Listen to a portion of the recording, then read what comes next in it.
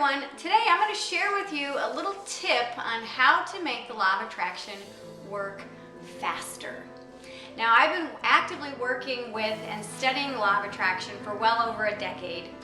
And one of the things that I've experimented with is resistance and doubt and fear.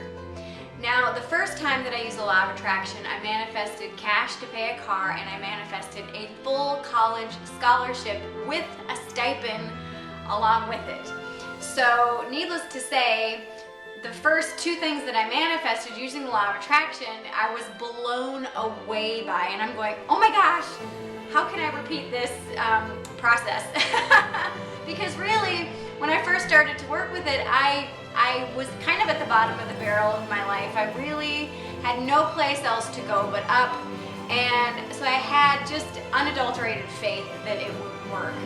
But then, when I got to thinking about it, of going, how on earth could that manifest, and how on earth could that happen? I started to say, okay, I want to do something. I want to manifest something else. And so I wrote down something else, and I put it up on my wall, and I waited, and I waited, and I waited, and I waited. And then I realized one day when I was looking at that item that I had on my list that my energy would drop a little bit. And I thought, okay, wait a minute. There's doubt, there's a little bit of fear, and there's a little bit of apprehensive energy that I'm getting when I'm looking at that item. When I did this the first time, when I manifested a car, or like cash for a car, when I manifested my college education, there was no fear, there was no doubt. I knew beyond a shadow of a doubt that it was going to happen. But when I consciously tried to manifest it without having that blind faith, that doubt crept in. That little bit of dissonance came in, and I was like, okay, so what I did was I just called out that fear. Okay, why am I feeling this lower energy? Why am I feeling fear? Why am I feeling a little bit of doubt? And then I started to talk myself through it, and many times when we're trying to manifest things, what happens is we start to overanalyze, we start to overthink, and we start to put in a box on how this particular item could or should come to us. Let's just say that you want to manifest a car, whether it's cash for a car or an actual physical car. Many times when you write that down on your manifestation list, people start to feel doubt of going, well, I don't have $50,000 to manifest this car.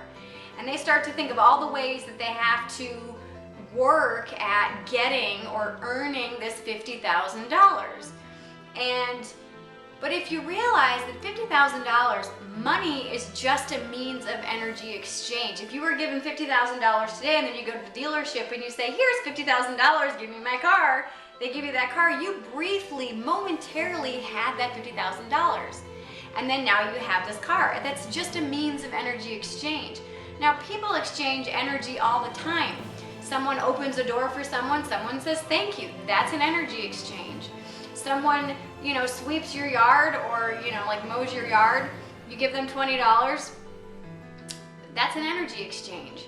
So energy exchanges can happen in so many different ways. Sometimes people gift money or gift cars or boats or time or something of value to you. And so when you look at that thing on your list, whether it's a car or a house or whatever, allow yourself to know that energy is just energy, and how it comes and goes is just a matter of perception. Now, yes, we live in a society that is monetarily based, where everything pretty much has to have money to change hands in order to make things happen, such as getting gas and like electricity and vehicles and houses and everything else. But you can allow yourself to work your way up that vibrational scale so that you can have this law work for you. There's a fabulous story called the red paperclip. If you don't know about it, I highly recommend that you Google it or do an internet search about it. This gentleman had a small red paperclip and he traded it up for a house. Now, when you read this story, when you go in and embark on that exercise, which I've done that exercise before, it is so amazing. When I did the exercise, I had a purple paperclip and manifested $150 at the end of it in 2 hours. 2 hours. I had traded up to $150. And how I got the $150 was I traded up from the paper clip to a banana to all this other stuff and to this lathe saw, and then the last person I traded with traded me $150 for this lathe saw in 2 hours.